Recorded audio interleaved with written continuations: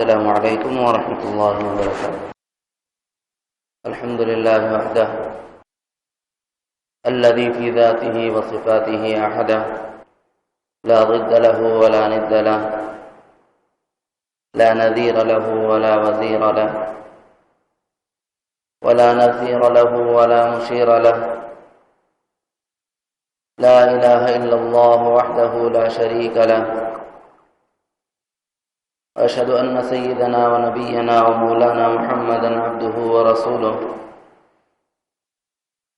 صلى الله عليه وعلى آله وأصحابه أجمعين لا يوما بعد يوم. أما بعد فقد قال تبارك وتعالى أعوذ بالله من الشيطان الرجيم بسم الله الرحمن الرحيم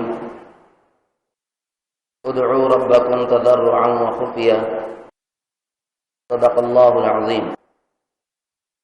قابل احترام بزرگوں اور عزیز ساتھیوں، گزشتہ جمعہ میں سبھی جانتے ہیں کہ احقر نے عرض کیا تھا وہ مقامات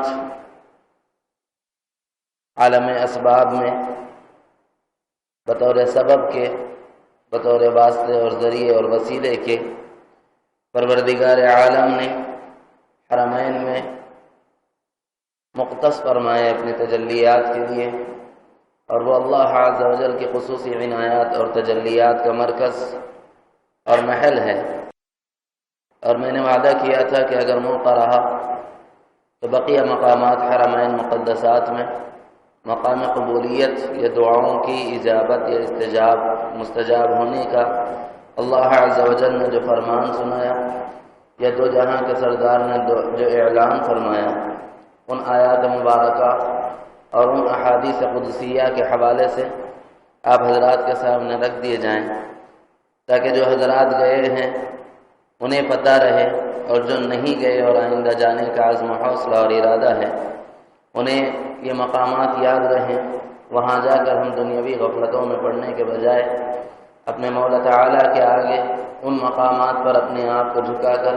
اپنی حاجات کا استدعاء کرنا اور وہاں درخواست کرنا اور اپنے لیے اور امت مسلمہ کے لیے مانگنا، تاکہ اللہ عز و جل ہمیں دنیاوی زندگی میں بھی سرفراز فرمائے اور اخروی زندگی میں بھی سرفراز فرمائے. یہ منشا اور مقصد ہے اس موضوع کو چلانے کا. حالانکہ یہ ضابطے کے خلاف ہے. بالعموم اس مہینے میں سفر کے مہینے کے آغاز کی ابتدائی آیات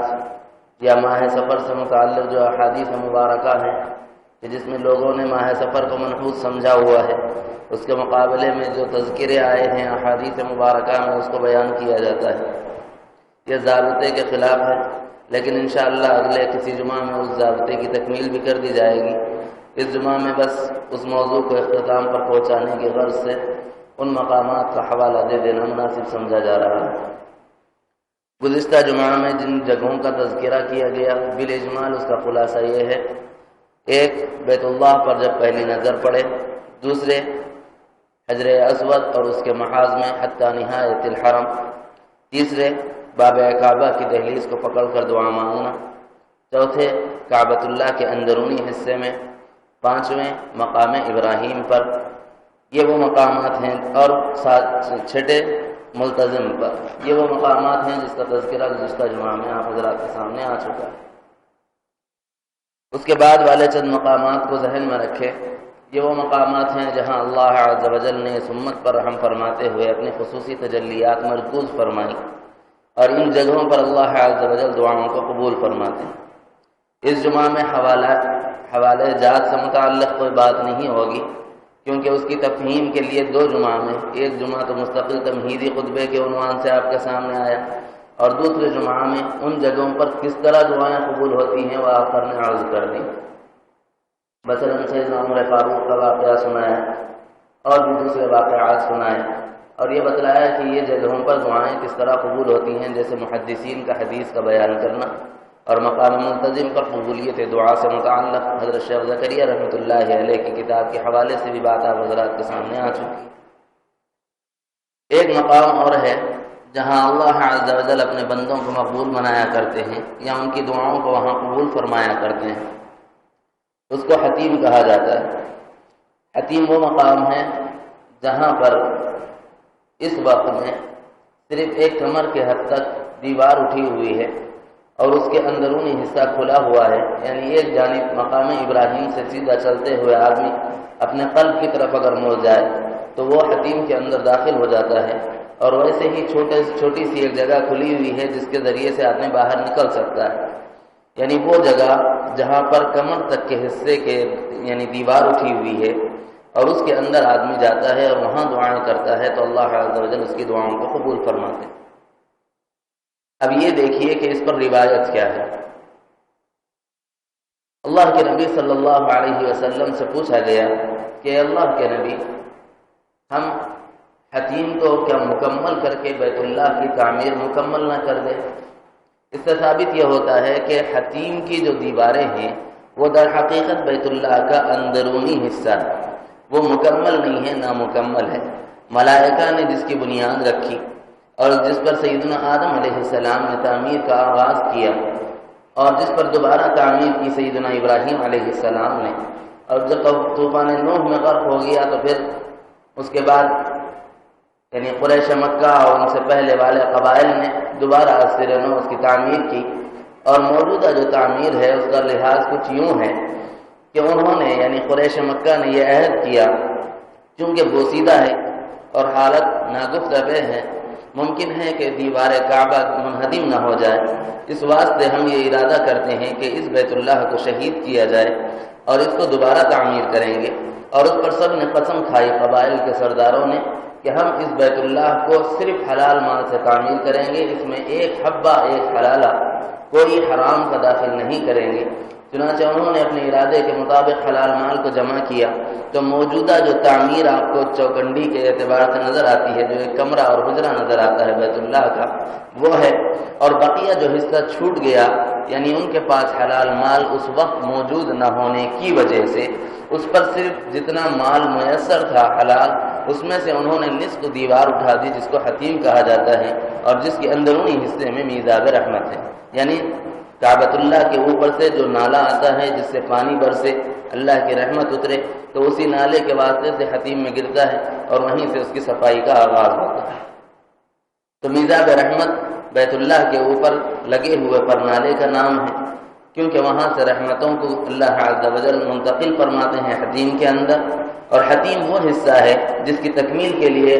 صحابہ نے اللہ کے نبی صلی اللہ علیہ وسلم سے پوچھا تھا کہ ہم کعبۃ اللہ کو ازسر نو آغاز کر کے تعمیر کر کے مکمل نہ کر دیں؟ تو میرے آقا مدنی کریم صلی اللہ علیہ وسلم نے ارشاد فرمایا، میری امت پر اللہ نے مہربانی فرمائی، اس واسطے اس کو اسی حالت میں رہنے دو، یعنی یہ کہ اب ہر آدمی بیت اللہ کے اندر داخل نہیں ہو سکتا جس کا اثر و رسوخ نہ ہو، جس کے اعتبار سے یعنی جو مادی اعتبار سے جس کے اثر و رسوخ ہوں گے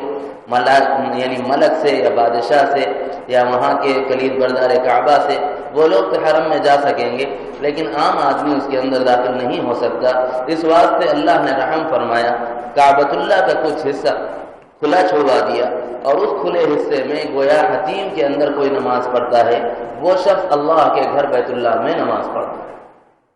جو شخص حتیم میں نماز پڑھتا ہے وہ شخص اللہ کے گھر یعنی بیت اللہ میں نماز پڑھتا ہے، یعنی حتیم بیت اللہ ہی کا حصہ ہے، بیت اللہ سے جدا نہیں ہے۔ اب چونکہ تعمیر میں اس طرح ہوا تھا اور اللہ کے نبی کا منشا بھی یہی تھا کہ اسے کھولا جائے اور اسے کھلا رکھا جائے تاکہ ہر آدمی جو وہاں تک پہنچنے کی استطاعت رکھتا ہو اور بیت اللہ میں اندر پہنچنے کی استطاعت نہیں رکھتا، کم از کم حتیم میں پہنچ جائے اور اپنے مولا تعالیٰ کے آگے اپنے آپ کو جھکا کر اللہ سے اپنے دعاؤں کو مانگے اور اپنی التجائیں اللہ کے حضور میں پیش کرے۔ چنانچہ حتیم کا حصہ یہ بھی مقام قبولیت دعا ہے۔ اس کے بعد جب آپ حتیم کے پچھلے حصے میں یعنی مقام ابراہیم سے اگر 10 قدم پیچھے ہٹ جاتے ہیں، آپ کو اس وقت وہ چیز نظر نہیں آئے گی جو حضرات سابقہ میں حج کو گئے ہوئے ہیں اس سال کے علاوہ پیوستہ سال سے، یعنی گزشتہ سال ہی اس کی تعمیر ہوئی، یعنی اس پر چھت ڈال دیا گیا۔ پہلے وہاں پر بئر زمزم نظر آیا کرتا تھا، آج کل نظر نہیں آتا، لیکن آپ کی یاد دہانی کے لیے اتنا بتا دوں، حجر اسود اور مقام ابراہیم کے درمیان والا جو حصہ ہے اس حصے میں اگر آپ 10 قدم مقام ابراہیم سے پیچھے ہٹ جائیں یعنی مسجد حرام کی طرف چلنے لگیں یا یوں سمجھیے مطاف کا ختم والا جو حصہ ہوتا ہے اس طرف چلنے لگیں، 10 قدم آپ چلیں گے تو وہ مقام ہے جہاں پر بئر زمزم واقع ہے۔ اس کے بارے میں روایات میں بھی آیا، قرآن کی آیات میں بھی آیا، اللہ عز و جل نے ارشاد فرمایا کہ یہ وہ مقام ہے جہاں پر ہم نے ایک ماں کی تڑپ کو قبول فرمایا، اور حضرت اسماعیل علیہ السلام کے قدوم مبارک سے جبرائیل کے پروں کے واسطے اور حوالے سے کہ ان کے واسطے سے یعنی جبرائیل نے وہاں پر پر مارا جہاں پر سیدنا اسماعیل علیہ السلام پیاس کی شدت کی وجہ سے اپنے پیر رگڑ رہے تھے، اسی مقام پر اللہ عز و جل نے چشمے کو جاری فرمایا اور وہیں سے زمزم نکلا۔ چنانچہ اللہ نے فرمایا کہ یہ مقام قبولیت ہے۔ ارے وہاں پر اللہ عز و جل نے لوگوں کے جسموں کی اور لوگوں کے بیماریوں کی پیاس کو بجھایا، فرمایا کہ یہ زمزم وہ چیز ہے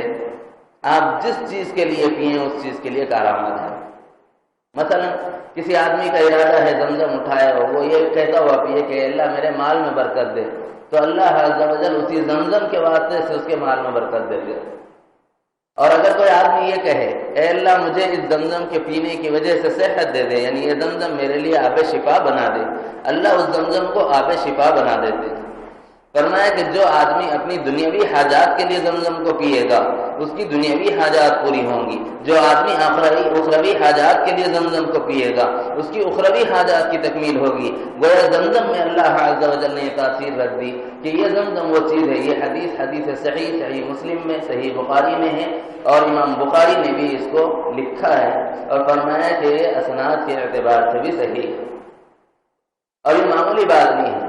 فرمایا آج اس زمانے میں زمزم اور اس زمانے میں زمزم، آپ کسی کنویں سے پانی لینا شروع کریں ایک مقدار کے بعد ختم ہو جاتا ہے، کسی کنویں سے یا کسی بورویل سے پانی حاصل کریں ایک مدت کے بعد ختم ہو جاتا ہے، اور کسی کینال سے پانی لیں ایک مدت کے بعد ختم ہونے کے اندیشے تو بہرحال لاحق ہیں، لیکن زمزم کی عجیب و غریب قدرت اللہ عز و جل نے یہ دکھلائی اپنی۔ فرمایا کہ زمزم اگر شروع زمانے سے لے کر چل رہا ہے تو قیامت تک چلے گا اور اس میں ختم ہونے کے کوئی آثار نہیں۔ فرمایا کیوں؟ اس لیے کہ یہ وہ مقام ہے جہاں پر اسماعیل نے شدت طلب کی بنا پر اپنے پیر رگڑے تھے، اور لا علمی کی وجہ سے کو رگڑے ہوں، لیکن جبرائیل امین کے پروں سے پانی نکلا ہے۔ جبرائیل کو قیامت تک پناہ نہیں تو جبرائیل کے پروں سے نکلے ہوئے پانی کو فنا کیسے ہو؟ یہی وجہ ہے آپ اگر کتب حدیث کا مطالعہ کریں آپ کو ایک حدیث ملے گی جس میں لکھا ہے کہ کعبۃ اللہ کے بالکل اوپر ساتویں آسمان پر ایک اور کعبہ ہے جس کو بیت المعمور سے تعبیر کیا جاتا ہے، مفسرین اس کو بیت المعمور لکھتے ہیں۔ کہا کہ یہ وہ مقام ہے جس میں روزانہ 70,000 فرشتے اللہ کے گھر کا طواف یعنی بیت المعمور کا طواف کرتے ہیں اور اس میں نماز ادا کرتے ہیں، اور اس کے بعد میں وہ اپنی ذمہ داریوں پر لگ جاتے ہیں۔ پھر اس کے بعد قیامت تک ان کو موقع نہیں ملے گا کہ وہ دوبارہ اس گھر کا طواف کر سکیں اور وہاں نماز ادا کر سکیں۔ تو اس سے پتہ چلا کہ روزانہ 70,000 فرشتے تو اللہ عز و جل پیدا کرتے ہی ہیں، لیکن محدثین نے یعنی تحقیق کے بعد جو بات بتلائی آپ کو پتہ ہے وہ 70,000 کہاں سے آتے ہیں۔ کہا کہ ایک کنواں ہے آسمانوں پر اور جبرائیل اس میں غسل کرتے ہیں، جب وہ اپنے پروں کو جھاڑتے ہیں تو جو قطرے اس سے ٹپک جاتے ہیں اس سے ملک وجود میں آ جاتے ہیں۔ ایسے 70,000 فرشتے بیت المعمور کا روزانہ طواف کرتے ہیں۔ اللہ عز و جل نے ایسا مقام بنایا ہے۔ فرمایا کہ وہ جبرائیل جس کے پروں سے ٹپکے ہوئے پانی سے اللہ ملک کو وجود دے یعنی فرشتوں کو وجود دے، اس کے پر سے جو زمین پر پڑا آب زمزم نکلا، اور وہ زمزم کیسے ختم ہو جائے گا؟ پتہ چلا کہ جو جبرائیل کے پروں سے ملک وجود میں آتے ہیں قیامت تک ان پر موت واقع نہیں ہوتی، جیسے وہ فنا نہیں ہوتے ویسے زمزم کو فنا کوئی نہیں ہے۔ یہ حدیث بھی حدیث صحیح ہے، اور فرمایا کہ ملائکہ کے وجود میں آنے کے ذرائع اور اسباب کیا ہے اس میں سے اس حدیث کو نقل کیا گیا ہے۔ عجیب بات، زمزم کبھی ختم نہیں ہوتا، لیکن ہمارے ملوک یعنی بادشاہوں پر اللہ رحم کرے اس کو بھی لے جانے میں پابندی لگا دی کہ آپ 5 لیٹر سے زیادہ نہیں لے جا سکتے۔ ارے جس پر اللہ کے نبی کا وعدہ ہے کہ یہ پانی ختم نہیں ہوگا، اس پانی کے لے جانے میں تحدیدات اور قوانین لاگو کرنا یہ کوئی عقل مندی کی دلیل نہیں، لیکن یہ اللہ انہیں ہدایت دے یا بات سمجھا دے، کچھ کم فہمی کی وجہ سے یا لا علمی کی وجہ سے انہوں نے بہرحال ایک قید لگا دی کہ ایک حاجی زیادہ سے زیادہ 10 لیٹر پانی زمزم کا اپنے ساتھ لے جا سکتا ہے، اس سے زیادہ نہیں۔ حالانکہ حدیث مبارکہ میں آیا ہے کہ یہ پانی ختم نہیں ہوگا۔ البتہ میرا یہ مضمون نہیں ہے کہ اس پر کوئی گفتگو کروں، میں تو صرف یہ بتانا چاہتا ہوں کہ مقام ابراہیم سے مسجد حرام کی طرف کوئی آدمی چلتا ہے، 10 قدم پیچھے چلے تو وہ مقام زمزم کا ہے جہاں پر بئر زمزم واقع ہے، اور وہ مقام دعاؤں کی قبولیت کا ہے۔ یہی وجہ ہے مفسرین اور محدثین نے لکھا کہ آدمی بیت اللہ میں کہیں بھی دعا کرے دعا قبول ہو جاتی ہے، کیونکہ آدمی کو معلوم نہیں ہوتا، اس واسطے وہاں پر بیٹھے ہوئے حالت میں بھی گفتگو میں مشغول ہوتا ہے۔ وہاں گفتگو کرنے کے بجائے یا تلاوت میں یا درود میں یا ذکر و اذکار میں یا افکار میں، یعنی صفات الہیہ کے بارے میں فکر کرنا، اور پھر یہ کہ پھر وہاں آدمی اپنے لیے اور امت مسلمہ کے لیے دعا مانگے۔ ایک اور مقام کعبۃ اللہ کا پچھلا حصہ، میں نے پہلے بھی کہا تھا، یعنی اب اس وقت باب کعبہ جو موجود ہے اس کے بالکل اپوزٹ سائڈ میں ایک دروازہ اور تھا جس کو باب مسدود کہتے ہیں، اور اس کی وجہ یہ ہے کہ وہ بند کر دیا گیا ہے۔ جو بند کر دیا جاتا ہے اس کو مسدود کہتے ہیں، بند کر دیا جانا۔ چونکہ حدیث میں یہ لفظ آیا ہے رکن یمانی اور باب مسدود کے درمیان میں، یہ وہ مقام ہے جیسے باب کعبہ اور حجر اسود کے درمیان ملتزم،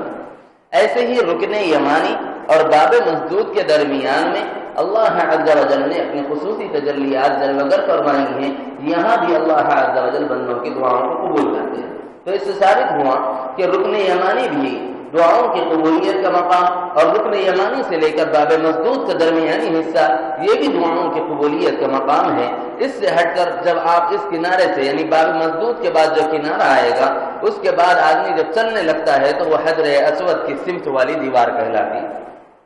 حدیث مبارکہ میں آیا ہے کہ 70,000 فرشتے اللہ عز و جل نے اس دیوار کے کنارے سے لے کر حجر اسود کے کنارے تک کے درمیان میں رکھے ہوئے ہیں۔ پوچھا گیا کہ اے اللہ کے نبی، ان 70,000 فرشتوں کو یہاں کیوں رکھا گیا؟ فرمایا کہ جب بندہ کہتا ہے ربنا آتنا فی الدنیا حسنہ وفی الآخرۃ حسنہ وقنا عذاب النار وادخلنا الجنۃ مع الابرار یا عزیز یا غفار یا رب العالمین، یہ وہ مسنون دعا ہے جو جناب رسول اللہ صلی اللہ علیہ وسلم نے اس مقام پر مانگی ہے۔ فرمایا کہ جب کوئی بندہ یہ دعا یہاں مانگتا ہے اس پر 70,000 فرشتے آمین کہتے ہیں۔ اور ایک نقطہ صوفیہ کرام نے جو بتلایا ہوا آپ کے سامنے عرض کر دو، فرمایا کہ مثال کے طور پر یہ بات سمجھائی، مثال بات سمجھنے کے لیے ہے۔ فرمایا کہ ایک آدمی نے اپنے لیے دعا کی اپنی مسجد میں، کتنی نیکیاں ملتی ہیں؟ ایک نیکی۔ اور ایک آدمی نے شہر کی جامع مسجد میں اگر دعا کی کتنی نیکیاں ملتی ہیں؟ 10 نیکیاں ملتی ہیں۔ ایک آدمی نے اور بیت المقدس میں جا کر اپنے لیے دعا کی کتنی نیکیاں لکھی جاتی ہیں؟ 25,000۔ ایک آدمی نے مدینہ منورہ میں مسجد نبوی میں دعا مانگی کتنی نیکیاں لکھی جاتی ہیں؟ 50,000۔ ایک آدمی نے بیت اللہ میں آ کر دعا مانگی کتنی نیکیاں لکھی جاتی ہیں؟ 1,00,000۔ اب یاد رکھو بیت اللہ میں اور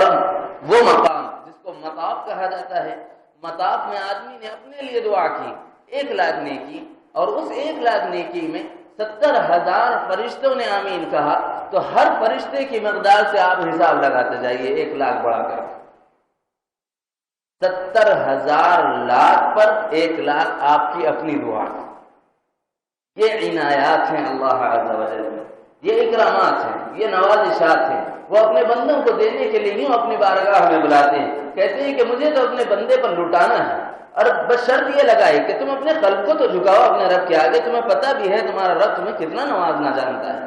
تمہارا رب اتنا نوازنا جانتا ہے کہ تم اس کی حد و انتہا کو نہیں جانتے۔ اس پر میرے آقا دو جہاں کے سردار مدنی کریم صلی اللہ علیہ وسلم نے وہ واقعہ سنایا بنی اسرائیل کا جو حضرت موسیٰ علیہ السلام کے ساتھ پیش آیا۔ فرمایا کہ ایک ایسا موقع آیا کہ ایک شخص نے گناہوں کی حد و انتہا کر دی اور آخری درجے کا گنہگار اور فسق و فجور میں مبتلا شخص بن گیا۔ لوگ اس سے تنگ آ گئے اور بنی اسرائیل کے بستی والوں نے کہا کہ اگر یہ بندہ ہمارے درمیان میں رہے گا تو ہم نہیں رہیں گے، یا اسے ہماری بستی سے نکال دو یا ہم بستی چھوڑ کے چلے جائیں گے۔ سیدنا موسیٰ علیہ السلام کے سامنے استدعا کی۔ سیدنا موسیٰ علیہ السلام نے کہا کہ اس بندے کو اس بستی سے نکال دو، ایک نکل جائے گا ساری بستی تو سلامت ہو جائے گی، اس کے گناہوں کا بوجھ اتنا ہے کہیں اللہ کا عذاب پوری بستی پہ نازل نہ ہو جائے۔ سیدنا موسیٰ علیہ السلام کے قول کے مطابق پوری بنی اسرائیل کے قوم میں وہ افراد جو حضرت موسیٰ علیہ السلام کے متبع و فرمانبردار تھے، انہوں نے اس بندے کو پکڑا اور نکال کر اپنی بستی کے باہر کنارے میں لا کے ڈال دیا۔ جب وہ اس کنارے پر پہنچ گئے تو پھر کہا کہ دوبارہ اس بستی میں اگر داخل ہوں گے تو ہم تمہیں قتل کر دیں گے۔ کون سا شخص حد انتہا کو پہنچ چکا،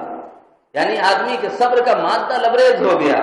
آدمی سے اب صبر نہیں ہوتا اس کے گناہوں کو دیکھ کر۔ اندازہ کیجئے کہ کتنا بڑا گنہگار تھا، لیکن کہا کہ اسی رات کی تاریکیوں میں جب لوگوں نے مغرب یعنی غروب کے وقت میں اسے اپنی بستی سے نکال دیا اور شہر کے باہر لا کر ڈال دیا، اس نے کہا کہ اے میرے مولا، اپنے گریبان میں نگاہیں ڈالی، اس نے کہا اے میرے مولا، میرے لوگوں نے مجھے بستی سے نکال دیا، مجھے آپ کے اپنے میرے گھر سے نکال دیا، بستی سے باہر کر دیا، لوگوں میں ذلیل و رسوا کر دیا اور میرا فسق و فجور میں چرچا کر دیا، یہاں تک کہ میں آج اس وادی بیابان میں پڑا ہوا ہوں جہاں پر نہ کھانے کو کوئی چیز ہے نہ پینے کو کوئی چیز ہے۔ اے اللہ، اگر تیرے غفور الرحیم ہونے کی امید نہ ہوتی تو میں کبھی گناہ نہ کرتا۔ بس اس کی زبان سے ایک لفظ نکلا، تیرے غفور الرحیم نہ ہونے کا اگر مجھے یقین ہوتا تو میں گناہ نہ کرتا۔ کہا کہ مجھے یقین تھا تو غفور الرحیم ہے، ایک دن معاف کر دے گا، اسی لیے تو میں گناہوں میں مبتلا تھا۔ آج یہ باری ہے کہ میں بستی سے نکال دیا گیا، یہ بھی دیکھنا چاہتا ہوں کہ تیری رحمت کے سائے سے بھی نکال دیا جاؤں گا۔ بس اس نے سر آسمان کی طرف اٹھایا، اللہ عز و جل نے ملک الموت کو بھیجا اور اس کی موت واقع ہو گئی اس چیخ کی وجہ سے جو اس وقت اس کے قلب سے نکلی تھی۔ اس کے بعد میں سیدنا موسیٰ علیہ السلام پر اللہ عز و جل نے وحی نازل فرمائی، اے موسیٰ، ہمارا ایک فرما بردار، ہمارا ایک ولی، ہمارا ایک پاسبان، ہمارا ایک نگہبان، گویا اللہ عز و جل جس کو نگہبانی دے رہے ہیں، فرمایا ہمارا ایک ولی، ہمارا ایک مقرر، ہمارا ایک دوست بستی کے کنارے میں جنگل میں پڑا ہوا ہے، جاؤ اس کو دیکھو تو صحیح۔ ہم نے کہا اس کی موت واقع ہو گئی، آج اس کی تدفین کا کام موسیٰ تمہیں کرنا ہے، اس کی تکفین کا کام تمہیں کرنا ہے، اور کہا کہ جو اس کے جنازے میں شریک ہوگا تمہارا رب اس کی مغفرت فرما دے گا۔ عجیب غریب اللہ عز و جل نے یہ روایت بیان کروائی دو جہاں کے سردار محمد الرسول اللہ صلی اللہ علیہ وسلم کے واسطے سے، کہا کہ اگر اس شخص کے پاس کوئی گناہگار ایسے گناہ لے کر آئے جس کے گناہ سمندر کے جھاگ کے برابر ہوں یا اس کے کف کے برابر ہوں، یا یوں سمجھیے کہ جیسے پہاڑوں کی مقدار میں اگر ذرات جمع کرے تو جتنے ذرات اس مقدار میں جمع ہوتے ہوں، کسی بندے کے پاس اتنے گناہ بھی ہوں اور وہ بھی اس کے جنازے میں آئے گا اور اس کی نماز جنازہ پڑھے گا تو تمہارا اللہ اس کی مغفرت فرمائے گا۔ سیدنا موسیٰ علیہ السلام نے اعلان کیا، اے بنی اسرائیل، تمہارے رب کا فرمان یہ ہے کہ تمہیں ایک جنازہ پڑھنا ہے بستی سے باہر نکل کر، وہ اللہ کا بڑا مقرب اور ولی ہے، جب تم اس کے جنازے میں جاؤ گے تم میں بڑے سے بڑا گنہگار بھی مغفور ہو جائے گا، یعنی تمہارا رب اس کی مغفرت فرما دے گا۔ جب یہ اعلان عام ہو گیا، پوری کی پوری بنی اسرائیل قوم جو متبع موسیٰ علیہ السلام سے نکل کھڑی ہوئی، اور جب وہاں پہنچے تو عجیب ماجرا دیکھا، جب اس کے چہرے سے ہاتھ ہٹایا، جیسے آدمی نے اپنے ہاتھ چہرے پر لگائے ہوئے ہوں، آدمی کے چہرے سے ہاتھ اٹھایا تو بنی اسرائیل کے افراد کی چیخیں نکلی۔ لوگوں نے کہا، اے موسیٰ، کہیں تم پاگل تو نہیں ہو گئے؟ تمہیں نظر نہیں آتا یہ تو وہی شخص ہے جسے ہم نے بستی سے باہر نکال پھینکا تھا، اس کے فسق کی وجہ سے، اس کے فجور کی وجہ سے، اس کے گناہوں کی کثرت کی وجہ سے اور اس کے عدم اتباعیت کی وجہ سے، یعنی جو اللہ کو نہیں مانتا، جو اللہ کے فرامین کو نہیں مانتا، جو اللہ کے نبی پر نازل کردہ کتاب کو نہیں مانتا، جو اللہ کے نبی کے فرمان یعنی آپ کی نہیں کرتا، ایسا گنہگار شخص تھا اور اس کو آپ نے ہی اپنی قوم میں سے الگ کیا تھا اور آپ ہی نے اسے بستی سے نکلوانے کا حکم دیا تھا۔ جب ہم نے آپ کی اتباع میں اسے بستی سے نکالا، آج تم کہتے ہو، تمہارا رب کہتا ہے کہ یہ اللہ کا ولی ہے اور جو ان کا جنازہ پڑے گا اللہ اس کی مغفرت فرما دے گا۔ سیدنا موسیٰ علیہ السلام نے بھی اس کا چہرہ دیکھا اور اسے پہچانا اور اپنے رب کے حضوری میں اپنے جبین نیاز کو ڈالا اور عرض کیا کہ اے مولا، کیا تم مجھے اپنی قوم میں ذلیل و رسوا کرنا چاہتا ہے؟ کیا مجھے اپنی قوم میں بے آبرو کرنا چاہتا ہے؟ یہ تو وہی بندہ ہے جس کی وجہ سے لوگوں میں یعنی تعصب اطاع غصہ ہوا تھا اور جس کی وجہ سے ہم نے اس کو بستی سے نکال دیا تھا، اس کے فسق و فجور کی انتہا کی وجہ سے ہم نے اس سے علیحدگی اختیار کر لی تھی، آج آپ کہتے ہیں کہ یہ آپ کا ولی ہے اور اس کے جنازے میں جو نماز پڑھے گا اس کی آپ مغفرت فرما دیں گے، یہ ماجرا میری سمجھ میں نہیں آیا۔ اللہ عز و جل نے فرمایا کہ اے موسیٰ، میرے اس بندے نے کہا تھا اگر تو غفور الرحیم ہونے کا یقین نہ ہوتا تو پھر میں کبھی گناہ نہ کرتا، تیرے غفور الرحیم ہونے کی امید نے مجھے گناہوں میں مبتلا رکھا، اور پھر اس نے بے آسرگی میں، بے سہارگی میں، یعنی ایسی حالت میں جب اس کے دائیں کوئی نہ تھا، بائیں کوئی نہ تھا، سامنے کوئی نہ تھا، پیچھے کوئی نہ تھا، اوپر کوئی نہ تھا، نیچے کوئی نہ تھا، اس نے میری طرف متوجہ ہو کر اپنی زبان سے ہی نہیں اپنے قلب سے کہا تھا کہ اے اللہ، آج میں دیکھنا چاہتا ہوں کیا تو مجھے اپنی رحمت کی چادر سے بھی محروم کر دیتا ہے۔ میں اپنے اس بندے کو جس نے مجھے غفور کہہ کے پکارا، جس نے مجھے رحیم کہہ کے پکارا، جس نے کہا کہ آج مجھے میری ذات سے، میری ستاریت کی ذات سے، میری رحیمیت کی ذات سے، میرے غفور ہونے کی صفات کی وجہ سے وہ اتنا مطمئن تھا اور اسی امید پر آج وہ میری رحمت کو دیکھنا چاہتا تھا۔ بتا تو صحیح کہ موسیٰ، کیا بندے کے گناہ زیادہ تھے یا اس کے مولا کی رحمت زیادہ ہے؟ بتا تو صحیح، میرے اس بندے کے گناہ زیادہ تھے یا میری رحمت زیادہ ہے؟ میری رحمت نے اس کے گناہوں کو چھپا دیا، میں نے اسے اپنا ولی و مقرب بنا دیا۔ ارے یہی نہیں، اگر یہ اس وقت میں یہ کہتا اے اللہ پوری دنیا کی امتوں کی تمام کے تمام افراد کی مغفرت فرما دے، تیرا رب اتنا وسیع رحمت کا رکھنے والا ہے کہ ساری آنے والی نسلوں کے گناہوں کو معاف کر دیتا اور جو پچھلی گزری سب کے گناہوں کو معاف کر دیتا۔ یہ انعام، یہ اکرام، یہ اعزاز اللہ عز و جل جب دینے پر آتے ہیں تو یوں دیا کرتے ہیں۔ یہ تو ایک ادنا سی بات آپ کے سامنے رکھی گئی بطور مثال کے، جو کہ اس موقع پر دو جہاں کے سردار محمد الرسول اللہ صلی اللہ علیہ وسلم نے اللہ کی رحمت کو بتاتے ہوئے بیان فرمائی۔ فرمایا یہ مقام کون سا ہے؟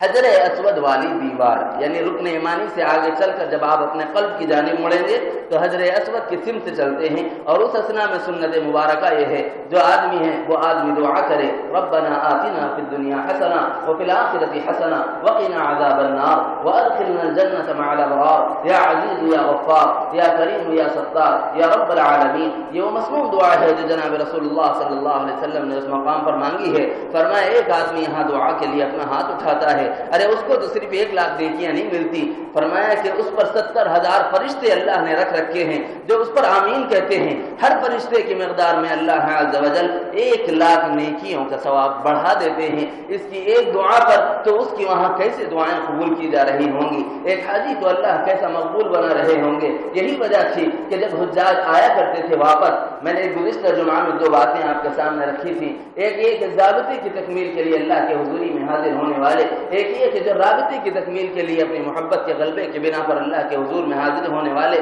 فرمایا کہ یہاں پر ضابطے کی تکمیل والوں کو اتنا ملتا ہے تو جو رابطے کی تکمیل کے لیے آنے والے ہوں گے ان کو کتنا ملتا ہوگا؟ تمہارے پاس اس کا کوئی عدد، اس کا کوئی شمار، اس کا کوئی احاطہ نہیں ہے۔ فرمایا یہی وجہ ہے کہ اللہ عز و جل اپنے مقبول بندوں کو وہاں پر بلاتے ہیں تاکہ ان کو یہ مقامات کی سیر کرائیں اور یہاں پر انہیں اعزازات سے نوازا جائے۔ اس کے بعد میں ایک اور مقام ہے، جب آپ حجر اسود کی بالکل سیدھ چلتے ہیں، یعنی محاذ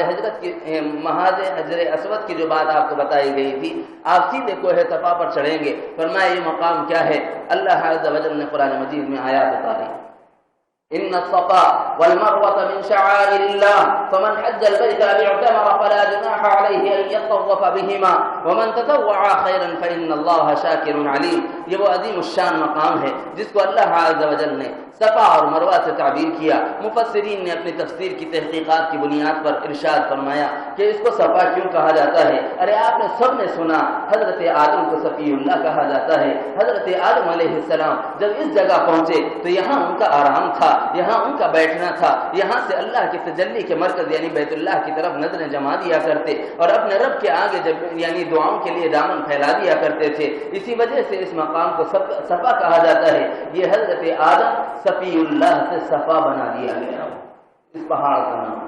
اور اس سے ہٹ کر ایک اور پہاڑ ہے جس کو اللہ نے کہا ان صفا کے بعد والے جملے میں والمروہ، مروہ کہتے ہیں امرأہ، دنیا میں سب سے پہلی عورت جو اتاری گئی وہ حضرت حوا ہیں، اور عربی لغت کے اعتبار سے امرأہ عورت کو کہا جاتا ہے، اور سب سے پہلی عورت حضرت حوا ہیں جو کعبۃ اللہ کے پاس پہنچی اور وہاں پر مروہ پر انہوں نے قیام کیا۔ جب مروہ پر وہ ٹھہری اللہ عز و جل نے اس کو پسند فرمایا، نہ صرف پسند فرمایا، اس کو شعار اسلام میں سے ایک رکن بنایا اور فرمایا کہ ان الصفا والمروہ من شعائر اللہ، صفا اور مروہ تو اللہ کے دین کے شعائر میں سے ہیں۔ فرمایا کہ یہ وہ مقام ہے جہاں پر حضرت حوا کی دعاؤں کو قبول کیا گیا۔ ارے بندو، جب تم اسی ماں کے بیٹے ہو تو اس جگہ آ کر اپنی ماں کے قدوم پر کھڑے رہ کر دعا تو کرو، تمہارا رب تمہاری دعاؤں کو رد نہیں کرتا۔ نہ صرف یہ، فرمایا کہ حضرت اسماعیل کی امی حضرت ہاجرہ علیہ السلام جب صفا پر چڑھی، صفا پر پانی تلاش کیا، پانی نہ ملا تو مروہ کی طرف دوڑنے لگی۔ جب پہاڑ صفا سے نیچے اترنے لگی تو کوہ کی وجہ سے، یا یوں سمجھیے کہ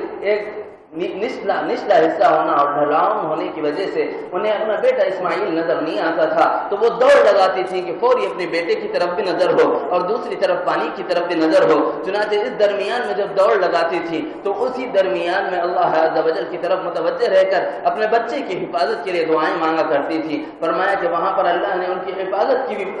کی دعا کو بھی قبول فرمایا اور ان کی پیاس کی شدت میں پانی کی طلب کو بھی قبول فرمایا۔ فرمایا میلین اخضرین جس کو کہا جاتا ہے، آج تو دو ہری لائٹیں لگا دی گئی جس کے درمیان آدمی دوڑ لگاتے ہیں اور اس کے درمیان میں بھاگنا سنت ہے، چونکہ اما ہاجرہ نے اس کے درمیان میں دوڑ لگائی تھی۔ اللہ یہ کہ فقہا نے اس میں ترمیم فرمائی اور فرمایا کہ نہیں، بلکہ جناب رسول اللہ صلی اللہ علیہ وسلم نے حکم فرمایا عورتیں اس جگہ نہ بھاگیں، حاملہ عورتیں اس جگہ تیز قدموں سے نہ چلیں، بوڑھوں کے لیے بھی اجازت ہے کہ آہستہ چل سکتے ہیں، بوڑھیاں بھی آہستہ چل سکتے ہیں۔ یہ رعایت دی گئی اور اس امت کے ساتھ یعنی اپنے رحمت کا اللہ کے نبی صلی اللہ علیہ وسلم نے ثبوت دیا اور بتلایا کہ اللہ کے نبی اپنی امت پر کتنے مہربان ہیں، اور اللہ کے نبی صلی اللہ علیہ وسلم جو کہتے ہیں وہ دین اور شریعت کے خلاف نہیں ہوا کرتا۔ فرمایا کہ اللہ عز و جل نے میلین اخضرین کو بھی مقام قبولیت بنا دیا۔ بالعموم میں اس جگہ پر لوگوں سے یہی کہتا ہوں کہ جب اس جگہ جانے کا موقع ہو اور میلین اخضرین کے درمیان میں جب تم بھی دوڑ لگانے لگو تو یاد رکھو کہ یہ وہ مقام ہے جہاں ایک بیٹے کی محبت میں ایک ماں نے دوڑ لگائی تھی۔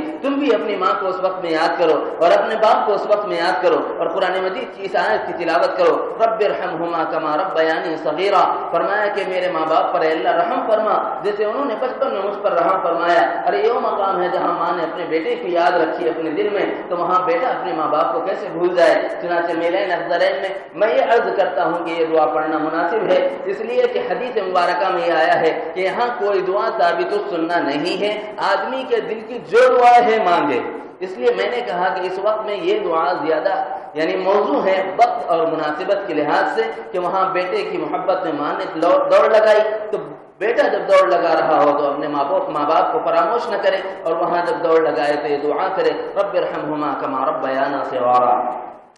اس سے ہٹ کر اللہ عز و جل جس بارگاہ میں بلا رہے ہیں وہ مقام مینا ہے جہاں پر حجاج کرام کو ٹھہرایا جاتا ہے، اور یہ وہ مقام ہے جہاں سے ابتدائی آغاز ہوا، یعنی مدینہ منورہ کے احباب جو 7 کی تعداد میں، 14 کی تعداد میں اور پھر 21 کی تعداد میں ایک کے بعد دیگر قافلوں کی صورت میں آتے رہے اور جناب رسول اللہ صلی اللہ علیہ وسلم کے دست اقدس پر بیعت کرتے رہے، اور یہاں اللہ عز و جل نے دین کے کام کی ابتدا اور آغاز فرمائی۔ یہ وہ مقام ہے جہاں اللہ عز و جل لوگوں کی دعاؤں کو قبول فرمایا کرتے ہیں۔ یہی وجہ تو ہے کہ لوگوں کو وہاں 5 دن ٹھہرنے کا حکم ملا۔ فرمایا کہ ایک اور مقام ہے، تھوڑا آگے چلیں گے تو آپ کو مزدلفہ ملے گا، مزدلفہ میں نہیں ٹھہرنا، عرفات میں ٹھہرنا ہے۔ عرفات میں کھڑے رہ کر آپ جو دعائیں مانگتے ہیں، پتہ ہے کہ یہ دعائیں وہاں کیوں مانگی جاتی ہے۔ اللہ عز و جل عرفے کے دن عرفات کے میدان میں کھڑے ہوئے افراد پر اتنے مہربان ہیں، کسی نے حج کا ارادہ نہیں کیا، کسی نے عمرے کا ارادہ نہیں کیا، کسی نے احرام کی 2 چادریں نہیں چڑھائیں، لیکن اللہ کے حکم کے مطابق حجاج جب عرفات میں کھڑے ہیں،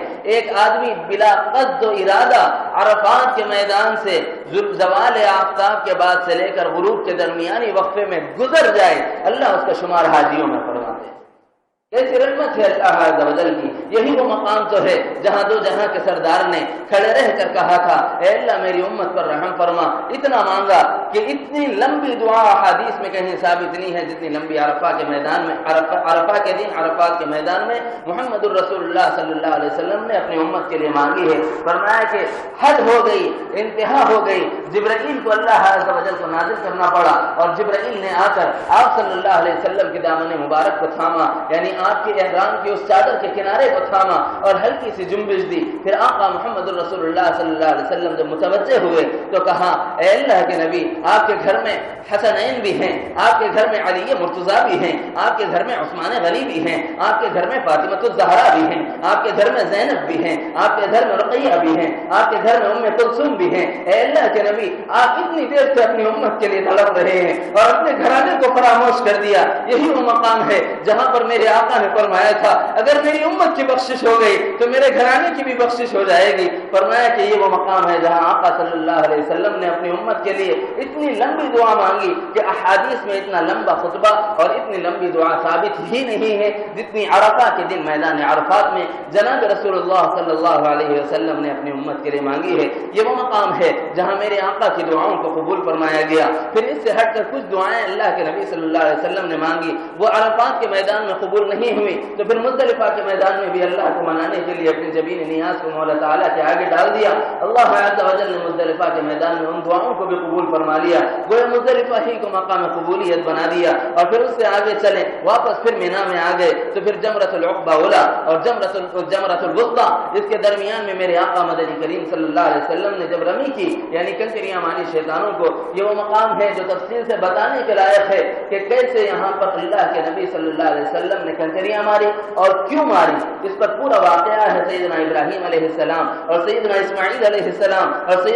سیدہ ہاجر علیہ السلام کا، کہ یہ وہ لوگ ہیں جو اللہ کے لیے اپنے آپ کو مٹانے والے اور اللہ کے احکامات کی پابندی میں اپنے سر کو جھکانے والے، تسلیم رضا کو قبول کرنے والے۔ فرمایا کہ حضرت ہاجرہ کو شیطان نے بھٹکانے کی کوشش کی اور کہا کہ کوئی باپ بھی ایسا باپ ہے جو اپنے بیٹے کو ذبح کر دے؟ تمہیں پتہ بھی ہے کہ اسماعیل کو کہاں لے جایا جا رہا ہے؟ ارے اسے مقتل میں لے جایا جا رہا ہے اسے ذبح کرنے کے لیے۔ اس واسطے کہا کہ تم روک لو اپنے شوہر کو اور اپنے بچے کو اس جگہ جانے سے۔ وہاں پر میرے آقا نے رمی کی، یعنی کنکریاں ماری اور بتلایا کہ یہی وہ مقام ہے جہاں پر ہاجرہ نے بددعا کی اور لعنت کی شیطان پر، تو اللہ عز و جل نے اس کو وہاں سے دھتکار دیا۔ اسی واسطے آج امت پر فرض کر دیا گیا کہ جب تم واجب کر دیا گیا کہ جب تم وہاں پہنچو تو اپنے ہاتھوں سے رمی جمار کرو، یعنی کنکریاں مارو۔ یہ وہی مقام ہے جہاں پر حضرت ہاجرہ کو گمراہ کرنے کی شیطان نے کوشش کی، حالانکہ اس میں کامیاب نہیں ہوا اور میرے آقا نے وہاں دعا فرمائی۔ اس سے آگے ہٹ کر جمرۃ الوسطیٰ پر پہنچے تو پھر وہاں پر بھی رمی کرنے کے بعد میرے آقا مدنی کریم صلی اللہ علیہ وسلم نے رمی کی اور رمی کرنے کے بعد میں ہاتھ اٹھائے اور دعا مانگی اور فرمایا کہ یہ وہ مقام ہے جہاں پر اسماعیل کو شیطان نے کہا تھا کہ اسماعیل تمہیں پتہ بھی ہے تمہارا باپ کتنا ظالم ہے، اے اسماعیل تمہیں پتہ بھی ہے تمہارا باپ تمہیں کہاں لے جا رہا ہے؟ تمہیں پتہ نہیں ہے تو میں بتاتا ہوں، تمہارا باپ تمہیں ذبح کرنے کے لیے لے جاتا ہے۔ انہوں نے کہا تھا کہ تو شیطان لعین ہے، میرا باپ تو اللہ کا نبی ہے، وہ اللہ کے حکم کے خلاف کیسے کر سکتا ہے؟ لہذا وہاں سے بھی دھتکار دیا گیا اور لعنت و ملامت کے ساتھ واپس کر دیا گیا اور وہاں پر اللہ عز و جل نے اسماعیل علیہ السلام کو قبول فرما لیا اور وہیں پر میرے آقا مدنی کریم صلی اللہ علیہ وسلم نے دعا مانگی۔ فرمایا یہ وہ مقام ہے جہاں پر دعاؤں کو اللہ عز و جل قبول فرماتے ہیں۔ یہ وہ مقامات چند گنا دیے گئے، اور بھی ہیں، لیکن یہ نہ حرم کے اندر ہے مسجد حرام میں اور نہ یہ حدود کے اندر،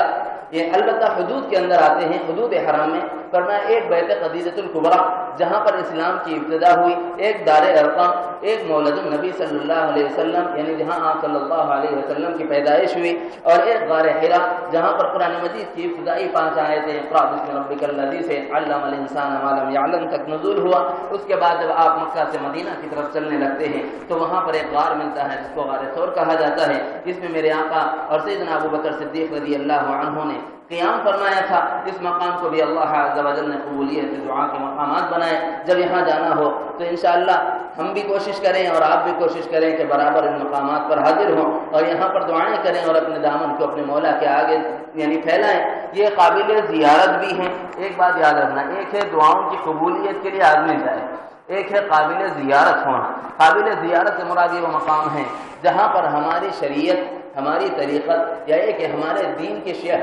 شعار ہونے کی وجہ سے تو آدمی جاتا ہی ہے۔ قبولیت دعا کے لیے الگ سے جانا اس کو زیارت کہتے ہیں، اور دعائیں کرنا ان مقامات پر وہاں پر مسنون ہے، کیونکہ میرے آقا صلی اللہ علیہ وسلم نے بتلایا کہ وہ مقامات دعاؤں کی قبولیت کے مقامات ہیں۔ اس سے ہٹ کر مکہ کے شرق و غرب میں، شمال و جنوب میں 4 ایسے قبرستان ہیں جہاں اسلام کی ابتدا سے پہلے زندہ درگور کر دیا جاتا، بچیوں کو زندہ درگور کر دیا جاتا تھا۔ جب آپ بیت اللہ کے چاروں صف میں گھومیں گے، آپ کو شرق میں، غرب میں، شمال میں اور جنوب میں یہ جگہ ملیں گی جہاں پر بچیوں کو زندہ درگور کیا جاتا تھا۔ اگر آپ وہاں جائیں تو ان پر بھی دعائیں مغفرت کرنا اور اثار ثواب کرنا یہ ثابت و سنہ ہے۔ بلکہ یہی نہیں، میرے آقا مدنی کریم صلی اللہ علیہ وسلم نے اپنی حیات طیبہ میں ان مقامات کی حصار بندی کی، یعنی اس پر دیواریں اٹھوا دی تاکہ پھر یہ یاد رہے کہ وہ مقام ہے جہاں ایام طفولیت میں جن بچیوں نے اپنے آپ کو پیش کر دیا اللہ کے حضوری میں قربان ہونے کو، اور ان کے باپوں نے ظلم کی وجہ سے یا لا علمی کی وجہ سے اسلام سے پہلے